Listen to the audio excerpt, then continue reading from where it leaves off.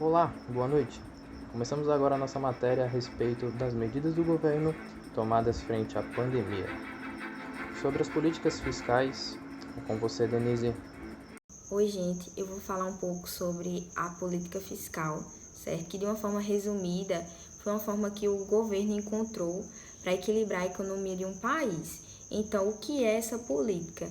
Essa política, ela auxilia no crescimento de novos empregos, diminui a pobreza, a desigualdade social, certo? E também auxilia no aumento de investimentos públicos. Durante esse período de pandemia, o que é que a gente pode observar que o governo fez para auxiliar na redução da pobreza e desigualdade social? O que a gente viu no ano de 2020 e no ano atual de 2021 é que o governo beneficiou milhares de brasileiros que ficaram desempregados ou que têm ou tiveram trabalhos informais com o auxílio emergencial. E de acordo com entrevistas que eu vi no site da UOL, o governo tem em mente, assim, para que a economia retorne e se desenvolva novamente, é necessário o avanço da vacina e que a gente continue com as nossas medidas sanitárias, que é isolamento social, distanciamento, utilização da máscara, que com o tempo a gente vai retornar tudo ao normal, né? Então, eu concluo aqui, né, minha fala e passo a palavra para Igor. Sobre as políticas monetárias, é com você, Luiz. Boa noite a todos que nos acompanham. Vou falar um pouco sobre a política monetária. O que seria a política monetária? A política monetária é um conjunto de medidas que são adotadas para promover o controle da quantidade de moedas em circulação na economia. Sendo assim, essas medidas da política monetária visam equilibrar a economia, alterando a oferta da moeda e definindo as taxas de juros.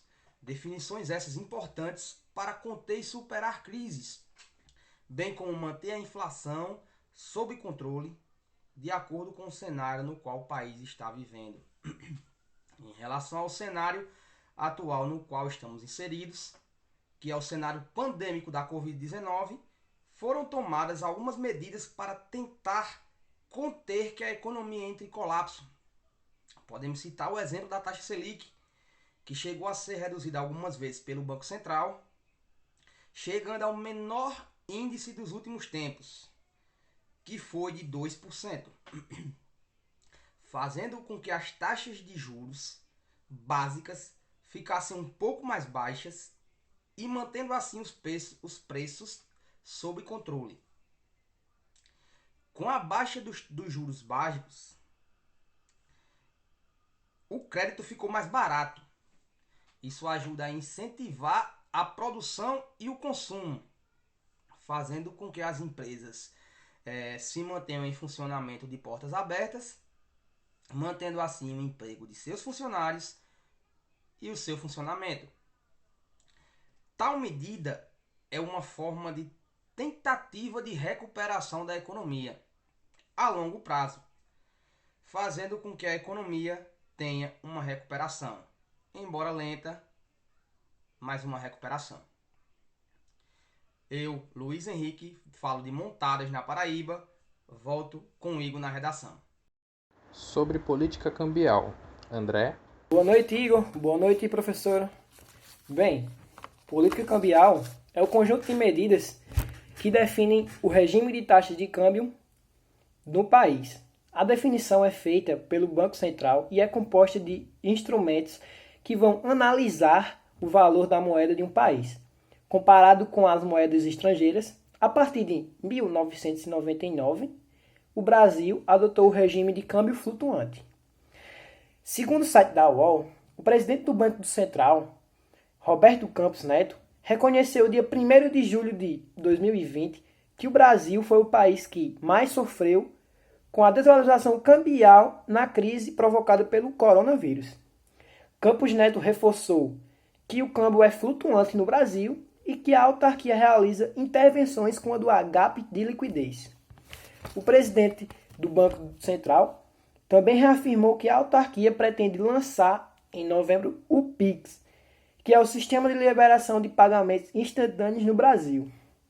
Bem, desde o surgimento da nova pandemia, o coronavírus, o que mais sofreu com a queda foi a economia do Brasil, infelizmente. Porém, algumas medidas tomadas pelos governos ajudaram para essa queda não ser maior financeiramente. A exemplo disso, o lançamento do Pix, a liberação do auxílio emergencial, entre outros. É com você, Igor. Políticas de rendas é com você, Zenildo. A política de renda, ela se dá de certa forma pela interferência direta do governo em relação ao salário e os preços dos produtos ou serviços, né?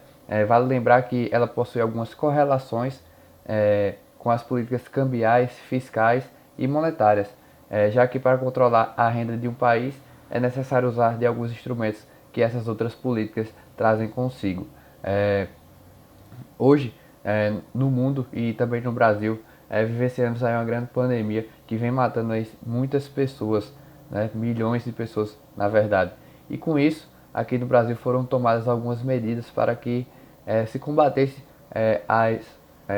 os problemas que essa pandemia vem trazendo aí. Uma delas foi a criação do programa de distribuição de renda, que foi o auxílio emergencial, que beneficiou aí cerca de 60 milhões de brasileiros e foram injetados quase 300 bilhões de reais em sua primeira fase. Esse auxílio trouxe coisas boas, mas também trouxe alguns impactos econômicos, que foi o aumento do preço, já que a população com o poder de compra aumentado começou a consumir aí bastante e os preços dos produtos começaram a se elevar. Temos aí também como citar um programa que o governo do estado acaba de lançar para combater a fome causada pelo aumento exaustivo aí dos preços dos produtos, que é o programa Tá na Mesa, que irá aí distribuir cerca de 552 mil almoços por mês e irá beneficiar aí muita gente. Foram 83 cidades aqui contempladas na Paraíba. De certa forma, o governo ele congela o preço do produto na mão do consumidor, já que de certa forma o restaurante irá fornecer apenas a R$1 ao consumidor final. Em contrapartida, o gasto do governo irá aumentar, que por meio de licitação irá aí selecionar os restaurantes cabíveis e irá comprar o almoço cerca de 14 a 15 reais.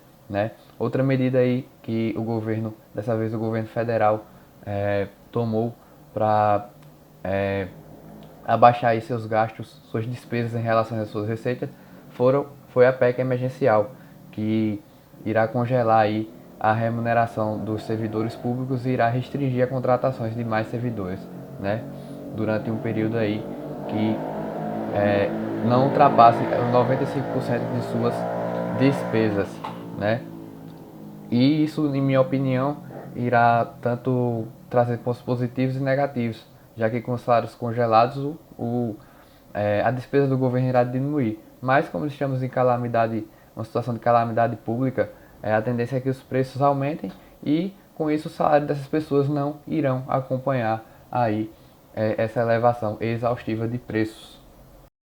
Sobre política comercial é com você, Rubens. Boa noite, Igor. Boa noite, professora. Como toda e qualquer atuação, a política comercial também está de modo gradativo tentando se adaptar à nova realidade social, a realidade do Covid-19. Essa pandemia, ela trouxe consigo inúmeros reflexos positivos e negativos para a questão da política internacional.